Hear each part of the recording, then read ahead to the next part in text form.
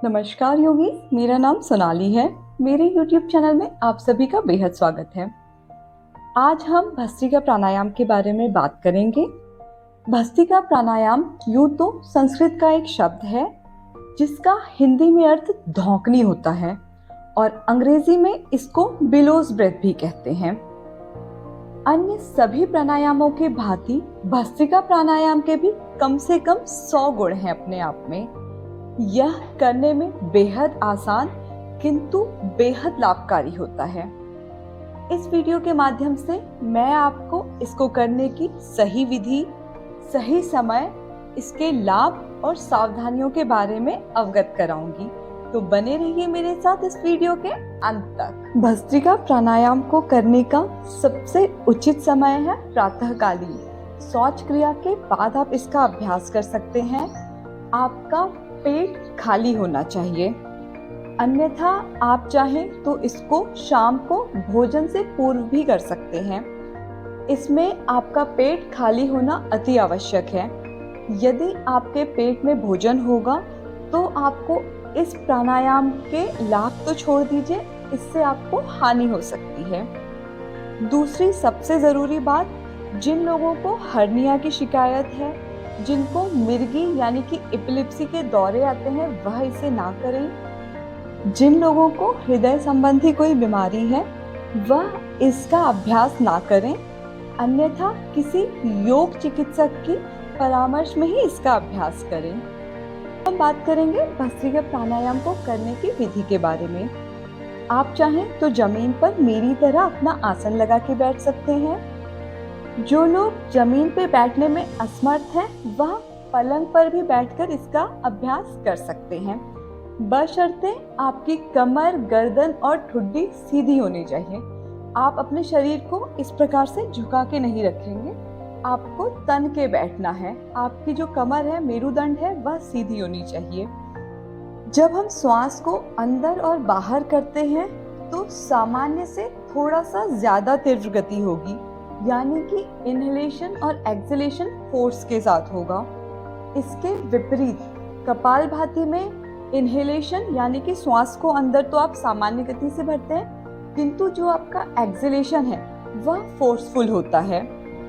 तो हमें ये जानना बहुत आवश्यक है कि भस्त्रिका प्राणायाम में श्वास को भीतर भरते और श्वास को बाहर छोड़ते टाइम एक ऊर्जा, एक गति के साथ छोड़ना है, जो कि फोर्सफुल स्ट्रोक कहा जाता है। यदि आपने गौर फरमाया हो तो कुछ लोग इस प्रकार से ज्ञान मुद्रा बना के भस्त्रिका प्राणायाम का अभ्यास करते हैं। यह हठ योगा में किया जाता था, लेकिन आजकल मॉडर्न योगा में आप अपने हाथों को इस प्रकार से प्रयोग करते हैं। भस्त्रिका प्राणायाम करते हुए दोनों नाकों का एक साथ प्रयोग होगा। इनहेलेशन और एक्सहेलेशन में दोनों नासिकाओं से आप श्वास को अंदर और बाहर करेंगे। अब हम बात करेंगे भस्त्रिका प्राणायाम से होने वाले लाभों के बारे में। भस्त्रिका प्राणायाम में मुख्यतः हम ऑक्सीजन को ज़्यादा से ज़्यादा अपने लंग्स तक भरते हैं।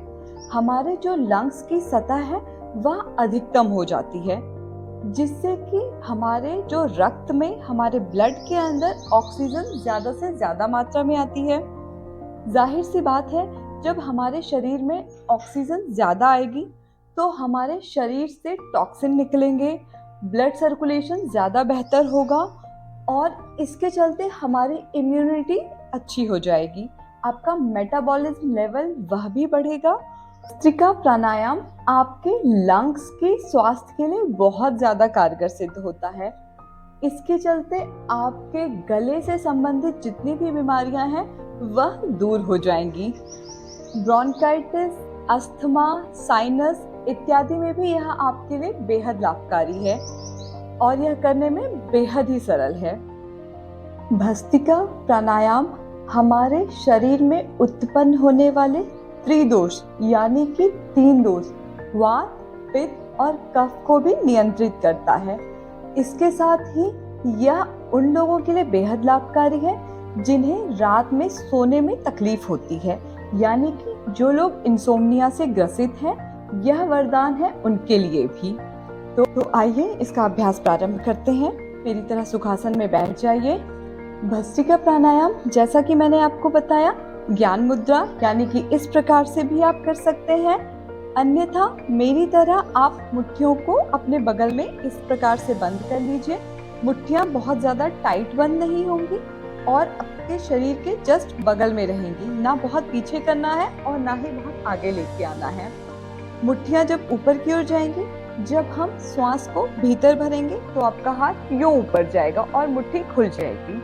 श्वास को छोड़ेंगे तो आपकी मुट्ठियां वापस से पुनः अपनी प्रारंभिक अवस्था में आ जाएंगी। तो चलिए इसके स्ट्रोक्स लगा के देखते हैं। इनहेल करेंगे और हाथ ऊपर जाएगा, एक्सहेल करेंगे और हाथ नीचे आएगा। पहले आपको सामान्य गति से 10 स्ट्रोक्स लगा के दिखाऊंगी।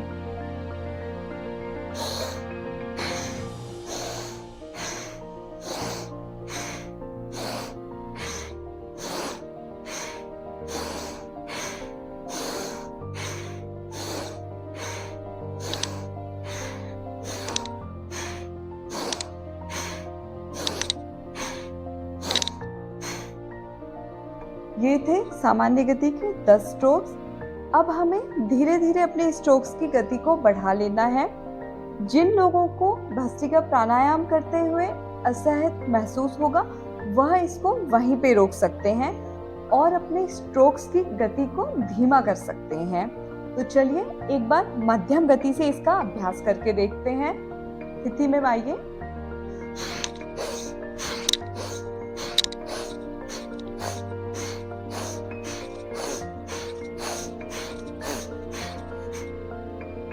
ये था मध्यम गति। मैं उम्मीद करती हूँ कि भस्त्रिका प्राणायाम का यह अभ्यास आपको बहुत अच्छे से समझ में भी आया होगा और आप नित्य इसका अभ्यास भी करेंगे। यदि आपके कोई सुझाव है या कोई प्रश्न है तो आप नीचे बने कमेंट सेक्शन में जाकर मुझसे पूछ सकते हैं। इसी प्रकार अपना प्रेम मुझको देते रहिए। धन्यवाद।